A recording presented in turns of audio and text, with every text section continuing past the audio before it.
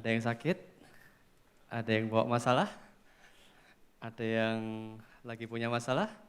Oke, kita akan belajar firman Tuhan hari ini, saudara. Bulan Maret, tema firman Tuhannya adalah Disciples Life, kehidupan seorang murid. Dan hari ini, firman Tuhan yang dititipkan untuk saya sampaikan adalah tentang 3 prinsip kehidupan seorang murid yang sukses, saudara. Saudara, sebelumnya mari kita baca terlebih dahulu.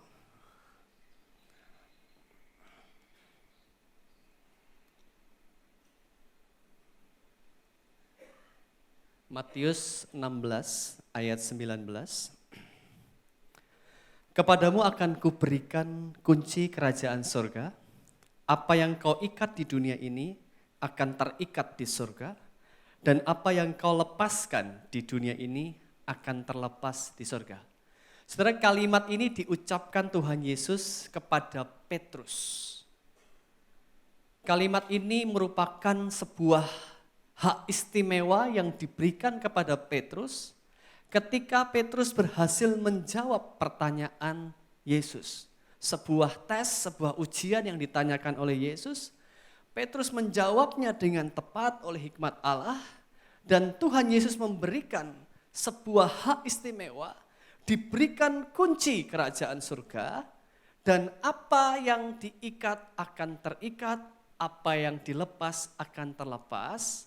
Maksudnya begini, saudara, hak itu diberikan pertama kali kepada Petrus, kemudian kepada seluruh murid Yesus yang lainnya, untuk mengatur kehidupan jemaat setelah Yesus terangkat ke surga. Murid-murid Yesus diberikan hak untuk mengatur, kehidupan jemaat yang boleh dilakukan apa, yang tidak boleh apa, ibadahnya mau berapa jam, liturginya mau bagaimana. Itu hak istimewa yang diberikan kepada Petrus dan seluruh murid untuk mengatur kehidupan jemaat mula-mula. Dan hak itu diberikan terus sampai hari ini. Gembala jemaat, diaken, majelis, saudara yang gembala mungkin punya persekutuan doa, saudara yang kepala rumah tangga sebagai gembala-gembala kecil, diberikan hak oleh Tuhan untuk mengatur apa yang saudara izinkan akan diizinkan di surga, apa yang saudara larang akan dilarang di surga. Nah, untuk itu kita akan belajar hari ini kehidupan seorang murid dalam 3 prinsip, saudara. Kita tahu dalam hubungan kita dengan Allah ada yang satu namanya kita sebagai hamba Allah. Kita diminta untuk taat sebagai hamba Allah. Yang kedua, kita sebagai sahabat Allah. Kita diberitahu rahasia-rahasia, diperlakukan sebagai sahabat, Tuhan sharing dengan kita. Dan ketiga, sebagai anak Allah. Nah, yang keempat yang akan kita fokus hari ini adalah sebagai murid Allah. Dalam firman Tuhan memang sebagai murid Allah ini banyak ayat yang mirip sebagai anak. Karena anak acap kali juga diperlakukan sebagai murid dan murid juga diperlakukan sebagai anak. Itu yang akan kita fokus hari ini, konteksnya kehidupan kita sebagai murid Allah. Ada 3 prinsip, saudara.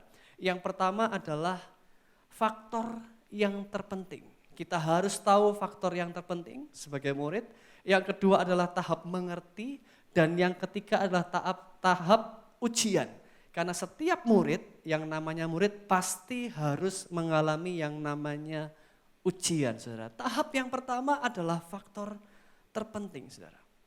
Saudara, saya ketika menjadi mahasiswa dulu, menjadi murid, kita ingat ya masa-masa kita jadi murid, itu biasanya kalau lagi ujian, saudara ya, itu dikasih buku setebal ini mungkin, atau masih segini tapi beberapa buku. Terus kemudian guru atau dosen kasih pengumuman. Minggu depan ujian. Atau 2 bulan lagi kita ujian. Wih, bahannya segini. Terus mau dari bahan segini ini kita merasa ini gak sanggup ini ngafalin segini banyak ini. Baca semuanya ini gak sanggup ini. Kemudian kita mulai gelisah. Tanya ke teman yang pinter. Kira-kira soal yang keluar yang mana ya? Ajari aku. Terus mereka yang pinter, yang rajin di kelas ini tersenyum bilang, gini loh, yang ini enggak usah dipelajari, ini enggak terlalu penting. Kamu pelajari yang ini, kamu pelajari yang ini yang penting. Yang ini enggak. Sebagai murid, kita mesti tahu faktor yang terpenting ketika kita belajar itu apa. Nah saudara, saya ngajar dulu waktu saya masih remaja, kemudian beranjak kuliah awal, saudara, saya ngajar piano, saya ngajar vokal. WL kita salah satu Andrew dulu murid vokal saya, kemudian tadi yang main piano, Teska juga murid privat saya piano, ada beberapa pemain keyboard di gereja se-Surabaya adalah dulu murid-murid saya. Ketika saya mengajar mereka, saudara, dulu saya berpikir bahwa kemampuan menyanyi itu yang terpenting adalah teknik vokalnya. Kemampuan main piano yang terpenting adalah teknik main pianonya. Tapi setelah tahun berganti tahun, saya jadi sadar bahwa yang terpenting bukan teknik mengeluarkan suaranya. Yang terpenting bukan teknik main pianonya. Saya puji Tuhan sudah menulis 13 buku. Dan ketika saya nulis, saya semakin belajar cara menulis.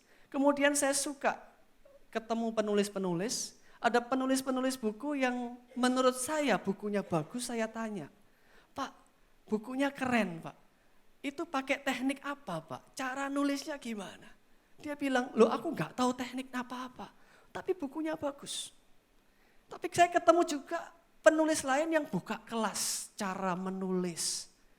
Saya baca bukunya, saya lihat, loh orang ini ngajar kelas teknik menulis tapi kok bukunya tidak terlalu bagus. Berarti penulis itu yang terutama bukan teknik menulis. Ada sesuatu yang hilang. Saya mesti cari tahu jawabannya apa, yang terpenting apa. Kemudian ketika saya main badminton, sudah 8 tahun saya main badminton, 3 tahun pertama saya bayar atlet Jari Jarum untuk les kepada dia. Dulu saya berpikir ketika main badminton, itu yang terpenting adalah ketika saya smash, ketika saya pukul itu shuttlecocknya. Tapi hari ini saya sadar, bukan itu yang terpenting. Bagaimana dengan komunikasi? Komunikasi, public speaking, suami dengan istri. Public speaking itu bisa guru kepada muridnya, orang tua kepada anak-anaknya. Seorang anak di keluarga besar belajar ngomong itu juga public speaking. Apakah yang terpenting adalah kemampuan bicaranya? Ngomongnya? Tidak, saudara. Sebagai murid kita mesti tahu fakta kebenaran ini. Yang terpenting ketika saudara berlatih teknik vokal, sesuatu yang mendengarkan, public speaking, sesuatu yang berhubungan dengan suara. Yang terpenting bukan mulutnya, tapi kupingnya, saudara. Yang terpenting adalah telinganya. Ketika seorang itu menyanyi, ketika seorang itu main musik, ketika seorang itu berkomunikasi, dia berkata-kata, sejatinya sebelum dia mengeluarkan suaranya, di otaknya sudah terekam hasil latihannya dia, hasil dia nonton YouTube, hasil dia nonton TV, hasil dia dengar penyanyi-penyanyi yang sudah kelas dewa. Kemudian dia rekam, dia ingat, begitu dia mau menyanyi, begitu dia main, sebenarnya otaknya sudah merekam terlebih dahulu, sudah memerintahkan terlebih dahulu, dan dia mulai menirukannya. Jadi yang terpenting adalah kemampuan mendengarnya dulu. Kenapa seorang yang mohon maaf, tuli sejak lahir, dia jadi bisu walaupun punya pita suara. Walaupun punya lidah, karena dia tidak pernah mendengarkan, dia tidak tahu bagaimana harus mengeluarkan suara. Yang terpenting sebenarnya adalah telinganya dulu. Ketika saudara mengajar seorang menyanyi, saudara tekan, teng, coba tiruin, teng, loh kok enggak sama, kok fales. Itu kopengnya memang enggak bisa dengar, saudara. Itu problemnya bukan di mulutnya, problemnya di kupingnya. Ketika saudara main badminton, saya sadar yang terpenting bukan mukulnya, Tapi gerakannya dulu, matanya dulu yang lihat. Segala sesuatu yang berhubungan dengan gerakan, yang terpenting matanya dulu lihat. Arah koknya di mana, posisi lawan di mana, posisiku di mana. Ketika ada kok datang, bukan tangannya dulu mukul, duk, enggak. Kakinya dulu, oh koknya di sana, kaki dulu. Baru pukul, ada di sana, kaki dulu, baru pukul, bukan tangan dulu, akan gini-gini nanti saudara. Lucu sekali main badmintonnya, kalau dia utamakan tangannya dulu. Harus kakinya dulu. Itu yang terpenting. Sebagai murid kita mesti paham, oh sebenarnya yang terpenting itu ini dulu. Bukan ini dulu. Nah ketika saya tanya kepada Rasul Yohanes, Yohanes menjelaskan dalam 3 prinsip. Yang terpenting dalam kehidupan murid. Yang pertama adalah tetap dalam firman Tuhan. Yohanes 8 ayat 31. Ketika kita mengambil keputusan di usia berapapun saudara sudah start ambil keputusan. Tuhan Yesus, aku hari ini mengambil komitmen. Aku mau mengikut Yesus seumur hidupku. Aku berjanji, aku tidak akan meninggalkan engkau. Aku akan mengikut engkau apapun yang terjadi. Ketika saudara ambil komitmen itu, dalam perjalanan saudara, sampai akhir menutup mata, saudara akan belajar yang namanya mengasihi. Karena mengasihi itu proses. Dalam proses mengiring Yesus kita akan belajar untuk bertumbuh, berbuah. Sampai akhirnya Tuhan memanggil kita kembali ke surga. Tapi langkah mengasihi, langkah berbuah banyak harus diawali dari yang terpenting pertama, tetap tinggal dalam firman Tuhan. Itu kalau kita tanya Rasul Yohanes. Tapi kalau kita tanya Petrus memang tidak menulis Injil Petrus. Tetapi tahukah saudara, Markus itu adalah murid privatnya Petrus. Jadi kalau saudara baca Markus, saudara lihat perspektifnya Petrus di sana. Gaya bahasanya, meledak-ledaknya, kasarnya, sikapnya Petrus yang meledak-ledak. Akhirnya banyak ayat di Markus yang menggambarkan Yesus yang not really nice gitu. Petrus menggambarkan Yesus yang belak-belakan, Yesus yang itu karena perspektifnya Petrus, karena Petrus orangnya belak-belakan, karena Petrus orangnya itu apa adanya, dan itu tergambar. Kalau kita tanya Petrus akan jawab. Menurutmu Petrus, apa yang terpenting sebagai seorang murid? Oh, yang penting adalah mengakui bahwa Yesus adalah Mesias di hadapan orang banyak. Semua orang harus tahu, aku mengakui bahwa Yesus adalah Mesias. Karena Petrus orang ekstrovert. Yang terpenting adalah aku berpikir dengan cara Allah, bukan cara manusia. Karena Petrus masih terngiang-ngiang ketika Yesus bilang, enyahlah iblis, engkau tidak memikirkan apa yang dipikirkan Allah, tetapi engkau dipikirkan apa yang dipikirkan oleh manusia. Itu nancep di memorinya Petrus. Dan hari ini saudara, kita mesti belajar apa yang terpenting sebagai seorang murid. Saya berharap di tahap pertama ini, saudara menangkap sebagai seorang murid yang bersiap menghadapi ujian. Yang paling penting kita ngerti, oh ini loh, ini aku harus kuat betul. Ini nanti akan keluar di soal ujian. Ini aku harus kuasai. Yang ini tidak terlalu penting, nanti saja. Yang ini dulu. Di tahap kedua adalah level mengerti. Seorang murid setelah dia ngerti bagian-bagian yang penting, dia mulai fokus ke sana. Dia harus mencapai level yang namanya mengerti. Kalau dia sudah mengerti baru dia siap ujian, saudara. Yohanes 8 ayat 31. Maka kata Yesus kepada orang-orang Yahudi yang percaya kepadanya, jikalau kamu meno, tinggal bertekun dalam firman-Ku, kamu benar-benar adalah murid-Ku, dan kamu akan mengetahui, ginosko itu mengerti kebenaran, dan kebenaran itu akan memerdekakan kamu. Ternyata saudara, untuk kita sampai di tahap mengerti, kita butuh yang namanya tinggal tetap. Meno itu dalam bahasa sederhananya repetisi. Dalam bahasa yang lebih simpel, mengulang-ulang. Kalau saudara mau ngerti sebuah subjek, Saudara mau mengerti sebuah pelajaran, mengerti sebuah ilmu, saudara harus mengulang-ulang. Diulang lagi ngerjakan soalnya, diulang lagi ngafalinya, diulang lagi sampai satu titik hafal. Murid SD semua soalnya soal hafalan. Tapi ketika dia sudah beranjak naik ke level SMA, kuliah, soalnya bukan lagi hafalan. Soalnya level pengayaan, penalaran, pengertian. Mengerti apa enggak? Harus diulang-ulang sampai ngerti. Tapi kemudian saya berpikir, saya tanya Tuhan, untuk orang bisa ngerti ini sudah, kan butuh ngulang-ulang, butuh repetisi. Tapi butuh repetisi ini gimana caranya? Apa prinsipnya untuk kita bisa repetisi? Dan Roh Kudus jawab, untuk kita bisa repetisi ngulang-ulang itu kita butuh yang namanya disiplin. Kita butuh yang namanya disiplin. Bahasa Inggrisnya disiplin apa saudara? Disiplin mirip sekali dengan bahasa Inggrisnya murid, disciple. Karena memang satu rumpun kata dari kata disipulos dari bahasa Latin kuno itu jadi sama. Memang murid itu kaitannya dengan disiplin. Amsal 12 ayat 1 mengatakan, siapa yang mencintai disiplin, dia mencintai ginosko. Dia mencintai pengetahuan. Memang dari awalnya dia harus disiplin.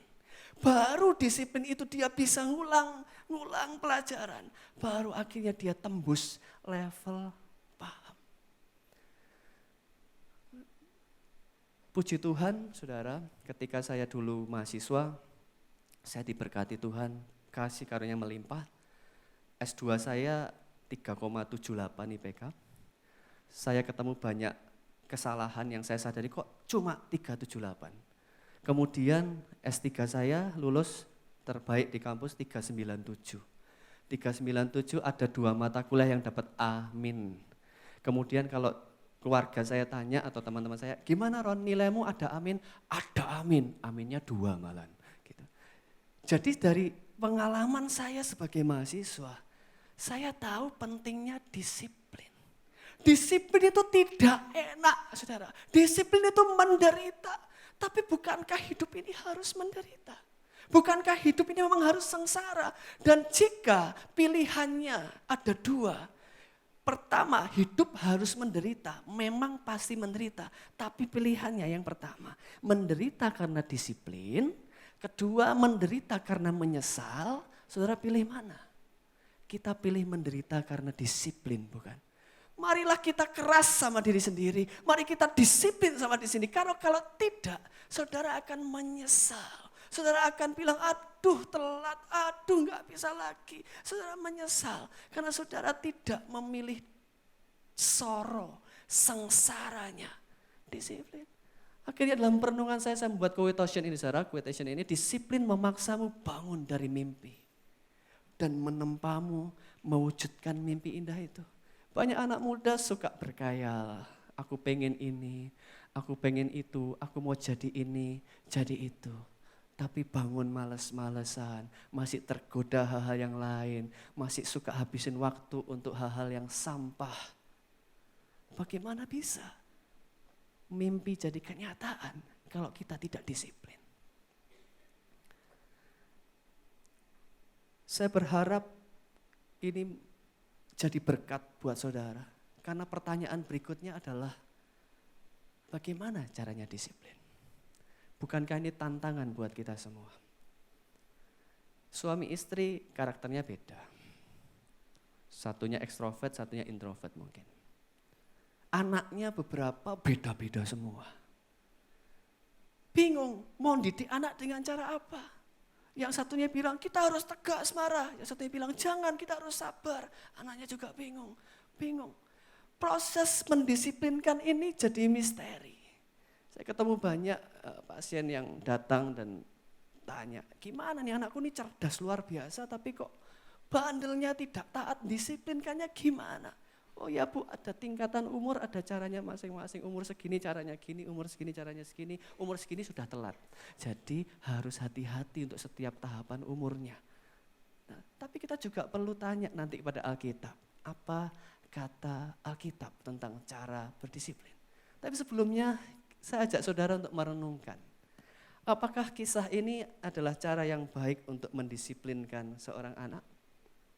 Suatu hari di pesawat yang sudah take off, beberapa belas menit di pesawat, penumpang sudah mulai ngantuk, mulai pengen tidur. Anak kecil ini terbang bersama mamahnya sekitar 8 tahun umurnya. Tiba-tiba tanpa sebab dia mulai nangis, dia mulai teriak-teriak, tendang-tendang, jerit-jerit nangis. Mamanya bingung, mulai dari cara pelan, jangan rame-rame, orang-orang mau tidur, jangan rame-rame, sampai diam kamu, jangan rame-rame, orang-orang terganggu. Tetap bengok-bengok, tetap marah-marah, sudah ganggu. Penumpang yang lain sudah gelisah, ada yang mencoba membantu mamanya, nyonya, nih jangan rame, ini tak kasih permen, enggak mau, dikasih kue, enggak mau. Dirayu-rayu tetap ngamuk, tetap marah-marah. Akhirnya mulai gelisah semua, tiba-tiba satu bapak-bapak, saudara, pakai baju militer lengkap, dengan tanda penghargaan bintang-bintang pangkatnya sudah tinggi sekali, dia datang. Dia duduk di sebelahnya anak ini, dia bisiki anak ini. Anak ini tiba-tiba diem, tersenyum. Mamanya kasih minum, dia minum. Mamanya kasih makan, dia makan. Tiba-tiba sikapnya jadi nice sekali. Terus bapak ini pergi kembali. Beberapa penumpang sampai nggak tahu untuk tepuk tangan. Wah, berhasil. Terus bapak ini duduk, penumpang sebelahnya tanya, Pak, rahasianya gimana Pak? Kok anak nakal kayak gitu? Kok tiba-tiba dia bisa diem Pak? Apa rahasianya Pak? Bapak ini ngomong, gini loh, saya deketi anak itu, saya bilang, kamu tahu kenapa Om kok punya bintang ini, penghargaan banyak, ini pangkatnya Om tinggi. Ini kamu tahu? Nggak tahu. Karena Om ini berjasa buat negara. Om ini banyak menyelamatkan bangsa negara, perang di mana, acara apa. Om ini banyak, makanya Om dapat penghargaan banyak. Terus kamu tahu hadiah dari pemerintah buat Om apa? Nggak tahu. Om itu dikasih hak untuk melempar pesawat penumpang keluar dari pesawat kapanpun. Dan siapapun, sewaktu-waktu kalau ada yang nakal boleh dilempar keluar dari pesawat, Om tidak akan dihukum sama pemerintah. Anak ini langsung diem, langsung sopan, saudara. Nah, apakah cara ngancem ini betul, saudara? Ya, yang ketawa mungkin sering ngancem anaknya mungkin. Kita perlu berpikir, memang kadang-kala sebagai orang tua, kita berkata juga, ya Pak, ya kalau memang bahasa ngancem itu dia mengerti, kenapa tidak ya Pak ya? Ya, saya tidak menolak dan tidak menyetujui saudara ya, karena memang ini rumit, ini complicated sekali. Tergantung anak itu, tergantung tipe orang tuanya juga. Kemudian ada juga yang sehalus ini saudara.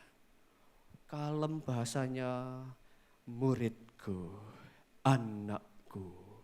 Kalau kamu sudah merasakan dorongan berbuat nakal, ingatlah, tanyakan pada dirimu sendiri, gimana suaranya orang ditampar. Anaknya langsung cepak, gitu dalam bayangannya. Langsung keringetan gitu anaknya. Dia akhirnya tidak akan berani nakal. Sudah diancam secara halus, kalau kamu nakal tak kaplok kamu. Dan saya tanya firman Tuhan, Roh Kudus kasih tahu saya, cara disiplin gimana sih? Karena kalau saya buka Google, saudara, how to discipline your child, how to discipline your daughter atau your son, itu muncul, wah 20 cara, 5 cara, 3 cara, efektif 6 cara. Karena mereka semua juga bingung. Gimana caranya? Itu banyak sekali. Akhirnya saya tanya kepada firman Tuhan. Dan Tuhan tunjukkan saya prinsip. Lagi-lagi prinsip. Firman Tuhan bicara prinsip. Bukan bicara langkah-langkah. Karena kondisinya pasti berbeda-beda setiap rumah tangga. Tuhan kasih prinsip. Prinsip pertama adalah meminta pertolongan Roh Kudus. 2 Timotius 1 ayat 17. Sebab Allah memberikan kepada kita bukan roh ketakutan, tetapi roh yang membangkitkan kekuatan, kasih, dan sopronismos. Terjemahan ketertiban kurang tepat. Sebenarnya kata sopronismos ini self-discipline, sound mind, pikiran yang mengeluarkan suaranya sendiri. Kapasitas untuk berpikir, bernalar, memahami diri sendiri. Dalam bahasa yang sederhana, jadi dewasa. Disiplinnya itu bukan karena dipaksa orang, bukan karena keadaan, tapi disiplinnya itu oleh pertolongan Roh Kudus yang menguasai hidup kita, sehingga dari hati ini keluar sebuah pemahaman, aku ini sudah tua loh. Aku ini sudah umur segini loh, kok masih males-malesan. Aku ini sudah SMA loh, aku ini sudah besar loh, kok masih tidak mau disiplin. Lahirnya kedewasaan itulah yang membuat orang ini mencapai sopronismos. Dia lahir sebuah kedewasaan. Aku harus disiplin, aku tahu aku harus disiplin. Aku mengerti kebenaran ini bahwa dari diriku ada sebuah motivasi yang kuat dengan pertolongan Roh Kudus. Memang aku harus disiplin. Tapi untuk mencapai kedisiplinan yang dewasa yang lahir dari jiwanya sendiri, lahir dari pertolongan Roh Kudus itu, tidak gampang. Butuh yang namanya instruksi. Butuh yang namanya didikan. Karena itu Alkitab membantu kita, menerangkan kepada kita banyak ayat yang berkaitan dengan disiplin yang arahnya adalah mengindahkan instruksi.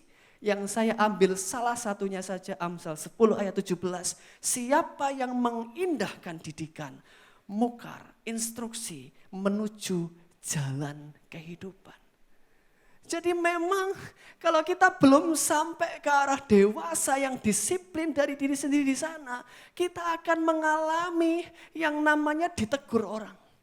Kita akan mengalami yang namanya dikasih instruksi oleh orang lain.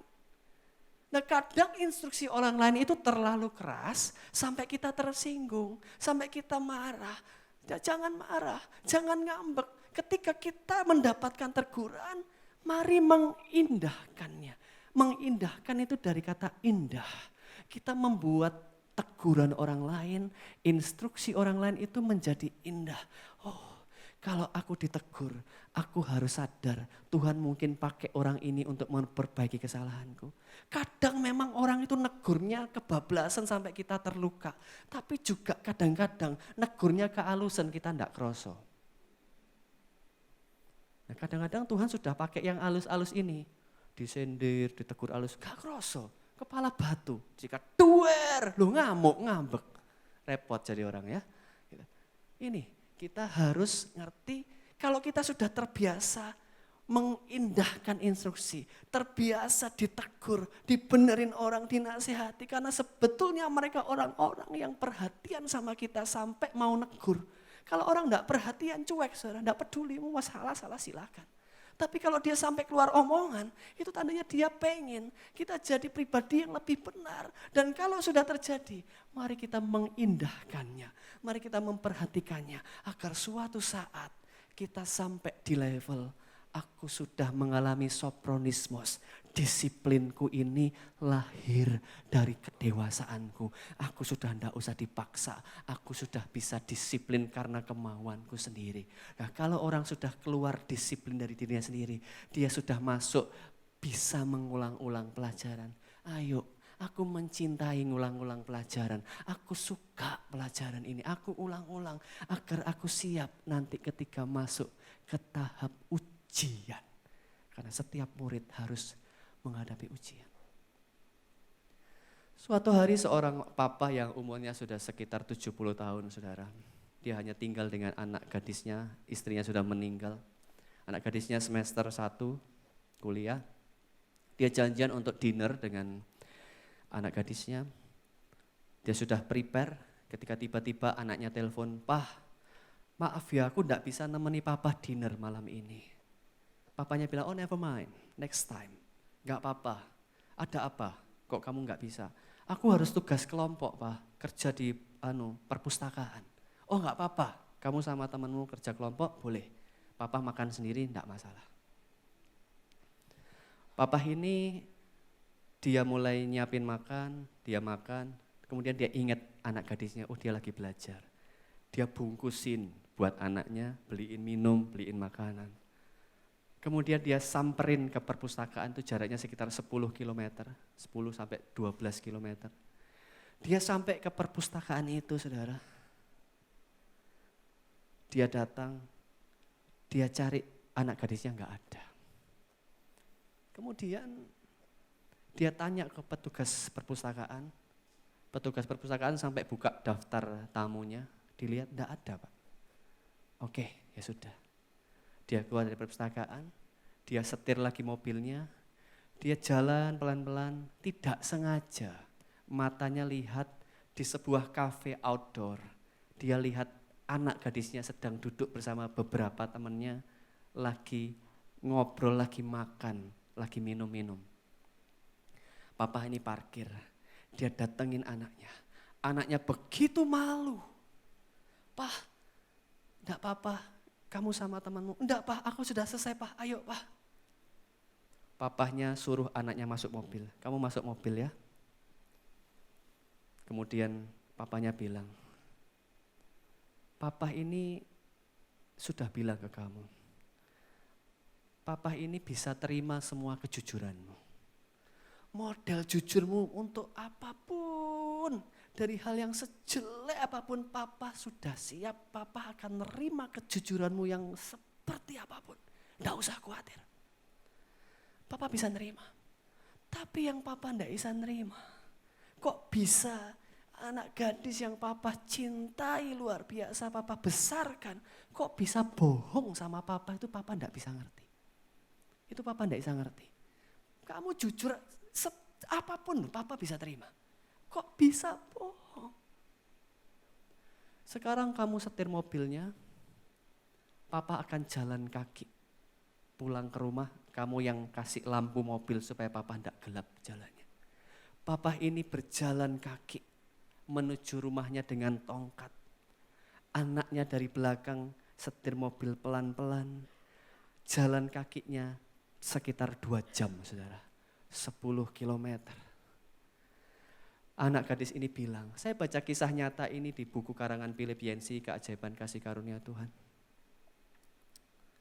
Anak ini bilang, selama 2 jam itu, lihat papaku berjalan dengan tongkat, itu adalah proses pendisiplinan mentalku yang luar biasa.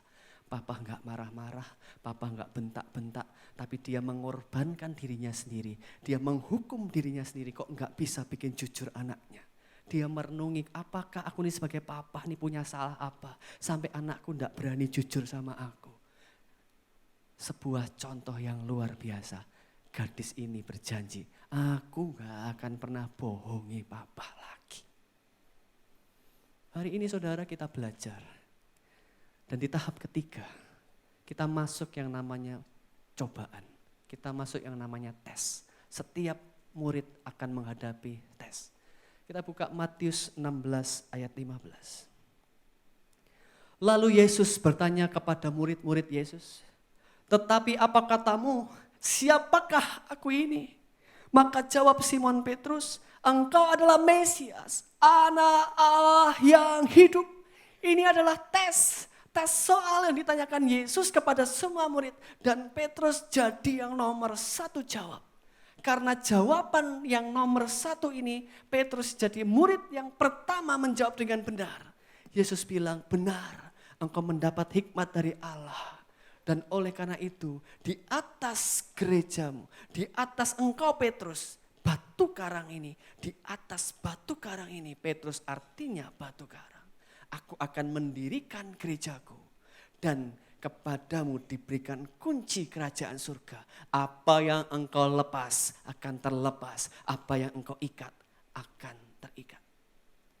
Sebuah ujian yang dijawab dengan cemerlang oleh Petrus. Petrus ini murid yang paling ekstrovert. Dia sanguin. Kalau saudara baca di sepanjang Alkitab, selalu yang nomor satu jawab mesti Petrus. Paling cerewet, saudara. Paling outspoken itu Petrus. Tapi juga karena keberaniannya, dia kena banyak masalah. Tuhan, aku mau berjalan di atas air. Ya ayo, jalan. Jalan sebentar, lihat badai, mulai grogi, mulai tenggelam. Tuhan, aku mau tenggelam. Ya ini. Petrus juga yang memenggal, memotong telinga prajurit Roma ketika mau menangkap Yesus. Petrus juga yang menyangkal Yesus sampai 3 kali. Petrus seorang yang pernah berkhianat sampai 3 kali. Dididik Tuhan, dibetulkan oleh Tuhan, dikoreksi oleh Tuhan, didisiplinkan oleh Tuhan pelan-pelan menjadi batu karang. Saudara, tidak ada murid yang lulus kenaikan level pada ujian yang pertama. Saudara mungkin kaget dengan kalimat saya ini. Tidak ada murid yang lulus kenaikan level pertama. Dia kalau ujian pertama kali langsung, pasti tidak lulus. Saya akan terangkan pada saudara maksud saya. Murid yang cerdas dan taat, itu menguji dirinya sendiri berkali-kali terlebih dulu. Sebelum dia ikut ujian dari gurunya. Ikut ujian dari gurunya itu harus dilakukan setelah dia latihan dulu. Menguji dirinya dulu. Menguji berkali-kali, belajar berkali-kali itu menguji diri sendiri. Itu namanya latihan.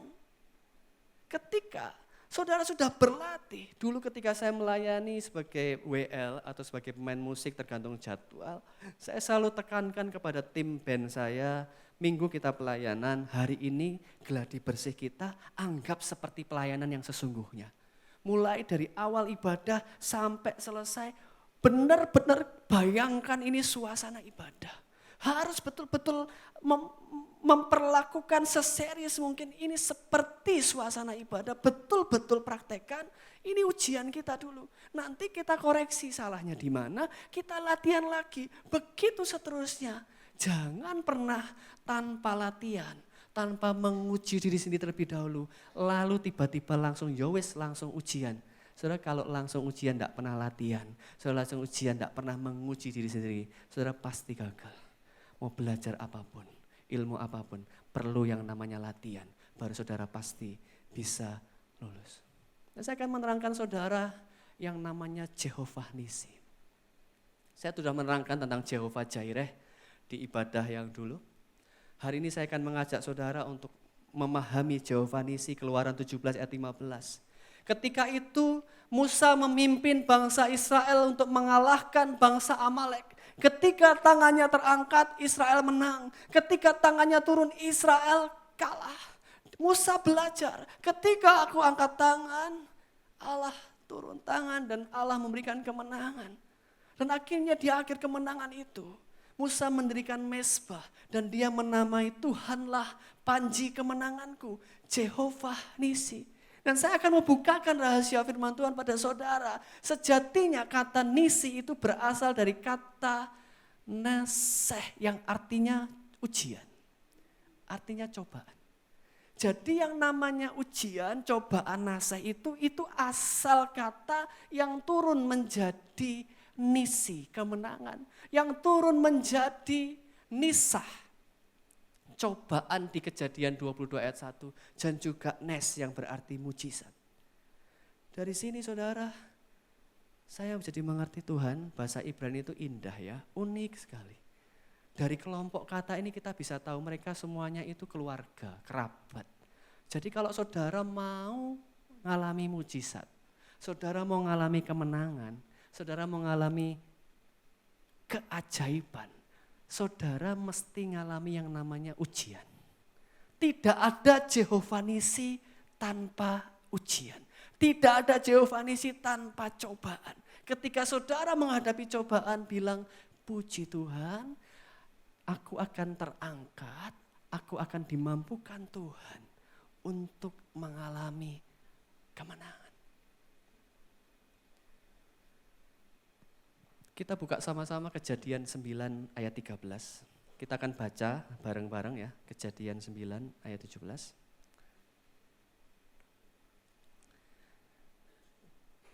Kejadian 9 ayat 13. Kejadian itu di Perjanjian Baru, saudara. Jangan tegang-tegang, saudara. Mari kita baca sama-sama ya.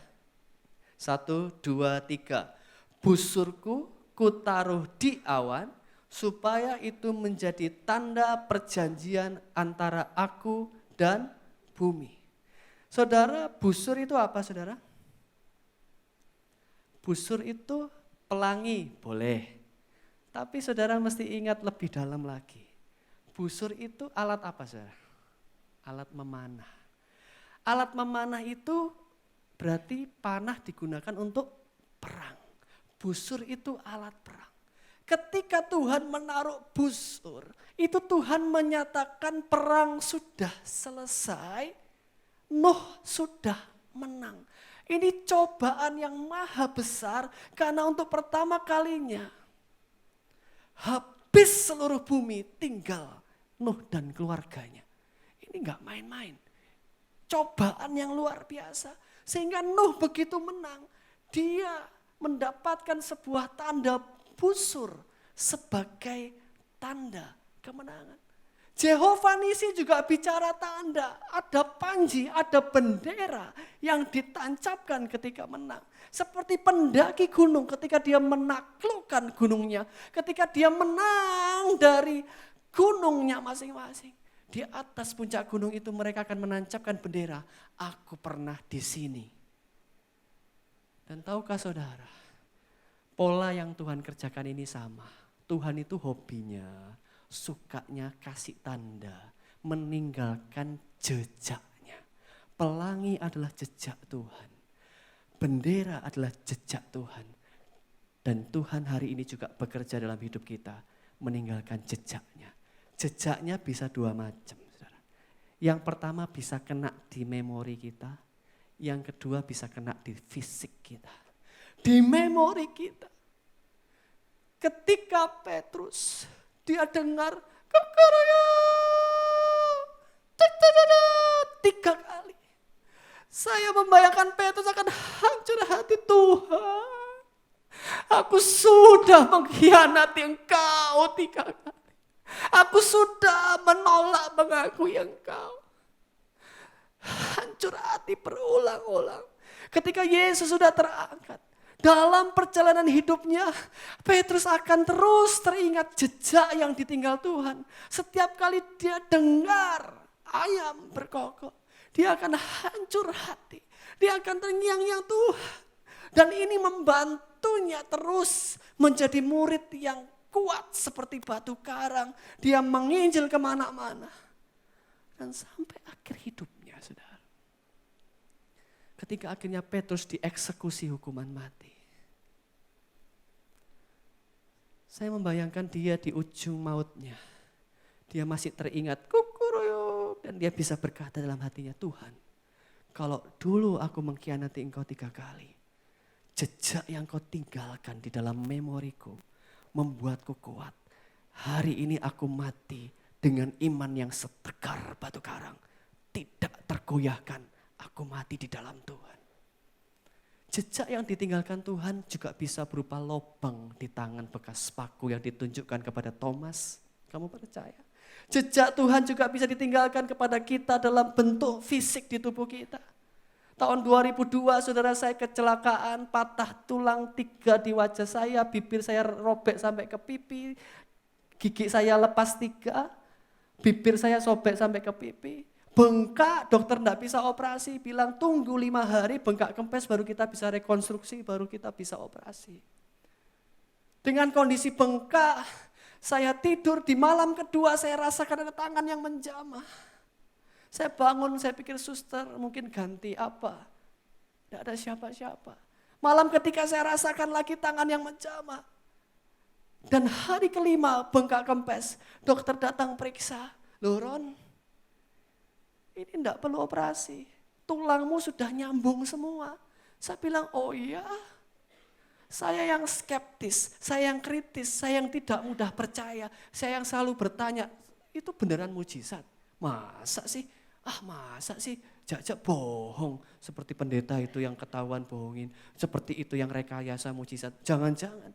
Tapi hari itu Saya ngalami sendiri mujizat. Dan setiap kali saya lihat cermin sampai hari ini, bekas bibir saya yang robek sampai ke pipi ada tanda hitam. Itu jejak yang ditinggalkan Tuhan buat saya. Hari ini setiap kali saya lihat cermin, saya tahu ada pelangi di bibir saya. Saya mengalami Jehovah Nisi di dalam hidup saya.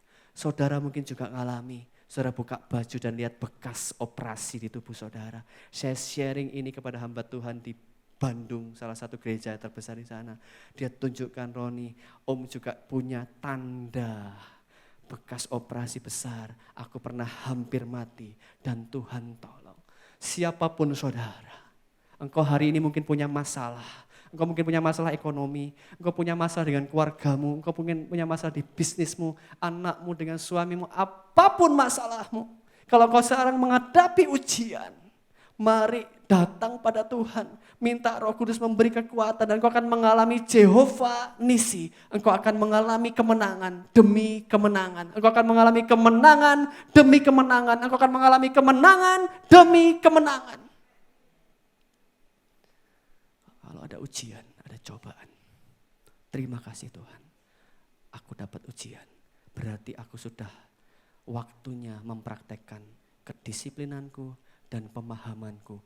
Waktunya aku menjawab pertanyaanmu dengan benar dan melakukannya dengan benar. Agar dalam hidup kita bisa mencapai kemenangan.